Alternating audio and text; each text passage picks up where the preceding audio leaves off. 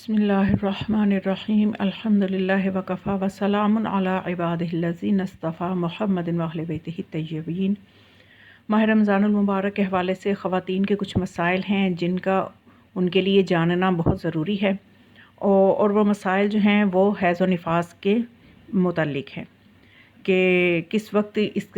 روزے کے لیے کس وقت اس کا غسل انجام دینا چاہیے، اور کس وقت یہ شرعی عذر اگر لاحق ہو جائے تو عورت کا وظیفہ کیا ہے۔ تو اس سلسلے میں علی سیستانی فرماتے ہیں کہ اگر کوئی عورت ماہ رمضان المبارک میں صبح کی اذان کے نزدیک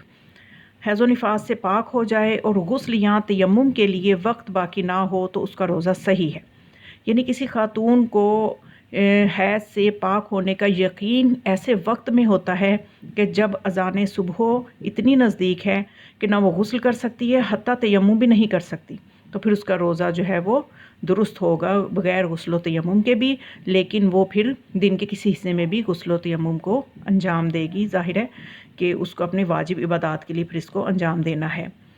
تو اس کے علاوہ اگر کوئی خاتون صبح کی اذان کے بعد حیض یا نفاس کے خون سے پاک ہو جائے یا دن میں اسے حیض یا نفاس کا خون آ جائے، گرچہ یہ خون مغرب کے قریب ہی کیوں نہ ہو،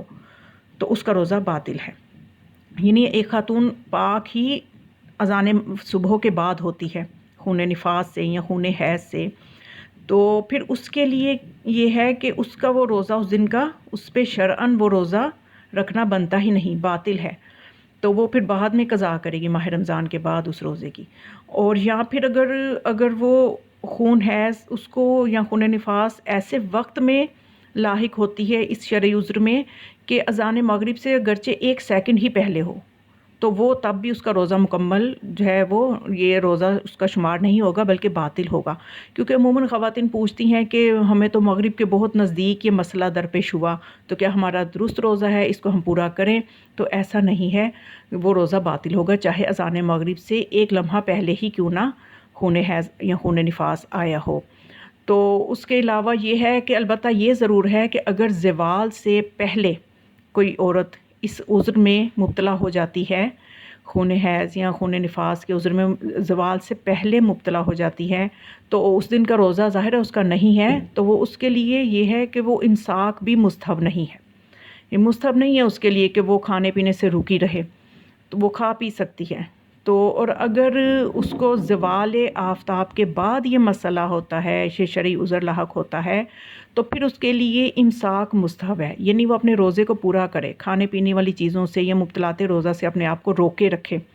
اور روزے کو پورا کرے، تو یہ مستحب ہے اس کے لیے کہ اس کو ثواب ملے گا، لیکن روزہ اس کا بھی باطل ہے، اس کو قضا کرنی ہے۔ صرف یہ بات ہے کہ اگر زوال سے پہلے ہو تو وہ مستحب نہیں اس کو ملے گا، اور اگر زوال کے بعد وہ شرعی عذر لاحق ہوتا ہے تو پورا امساک کرنے پہ اس کو مستحب کا ثواب، یعنی اس کو کچھ اجر مل جائے گا، اس مستحب ہے اس کے لیے کہ وہ روکے رکھے اپنے آپ کو مفترات روزہ سے۔ تو اس کے علاوہ یہ کہ اگر عورت ماہ رمضان المبارک میں صبح کی اذان سے پہلے حیض یا نفاس کے خون سے پاک ہو جائے اور غسل کرنے میں کوتاہی کرے، یعنی ایک تو تھا نا کہ پہلا مسئلہ یہ تھا کہ اس نے کوتاہی نہیں کی، وقت ہی بہت کم تھا کہ جب اس کو یقین حاصل ہوا تھا کہ وہ پاک ہو گئی ہے، لیکن یہاں پہ اس نے کوتاہی کی اور غسل نہیں کیا، اذان صبح تک غسل نہ کرے، اور یہاں تک کہ وقت تنگ ہو جائے، اور وقت تنگ ہونے کی صورت میں اب چونکہ اس کا وظیفہ غسل نہیں ہے تیمم ہے، اور وہ تیمم بھی نہ کرے تو اس کا روزہ باطل ہے۔ لیکن اگر کوتاہی نہ کرے، مثلاً کہ پانی نہیں آ رہا اس کا انتظار کرے یا حمام کے خالی ہونے کا انتظار کرے، تو یہاں تک کہ صبح کی اذان تک غسل نہ کرے اور تیمم کرنے میں بھی کوتاہی نہ کرے تو اس کا روزہ صحیح ہے۔ تو اگر وہ کوتاہی کرے گی تو پھر اس کا روزہ باطل ہے۔ تو اس کے علاوہ جس شخص نے میت کو مس کیا ہو، یعنی اپنے بدن کا کوئی حصہ میت کے بدن سے چھوا ہو، یا غسل مس میت اس پہ واجب ہے اور اس نے نہیں کیا اور غسل مس میت کے بغیر روزہ رکھ لیا ہے تو اس کا روزہ درست ہے، اور اگر روزے کی حالت میں بھی میت کو مس کرے تو اس کا روزہ باطل نہیں ہوتا۔ تو البتہ یہ ہے کہ جیسے غسل مس میت چونکہ واجب ہے اور نماز کے لیے اور عبادات کے لیے اس غسل کا کرنا واجب ہے، تو لیکن روزہ جو ہے وہ بغیر غسل مس میت کیے رکھ سکتا ہے اور پھر دن کے کسی حصے میں اس غسل کو انجام دے گا۔ تو اور جن خواتین کے روزے عذر شرعی کی وجہ سے چھوٹ جاتے ہیں، وہ 5 ہیں، 7 ہیں، 10 ہیں، جیسی کسی خاتون کی عادت ہے حیض میں، تو اس کے جتنے روزے چھوٹتے ہیں آئندہ ماہ رمضان آنے سے پہلے ان کی قضا اسے کرنا ہوگی، اور اگر وہ آئندہ ماہ رمضان آنے تک ان روزوں کی قضا نہیں کرتی تو پھر وہ اس دوسرے ماہ رمضان کے بعد جب یہ اس والے ماہ رمضان کے روزوں کی قضا کرے گی تو وہ قضا کے ساتھ کفارہ بھی دے گی، ہر روزے کے بدلے 750 گرام گندم، آٹا یا چاول کسی فقیر کو دینا ہوں گے۔ اور یہ وہ بنیادی مسائل ہے جن کا جاننا سب کے لیے ضروری ہے، اور خداوند ہمیں حقیقی معرفت عطا فرمائے علوم محمد و آل محمد علیہ السلام کی۔ وما علیہ الا البلاغ، والسلام علیکم ورحمۃ اللہ وبرکاتہ۔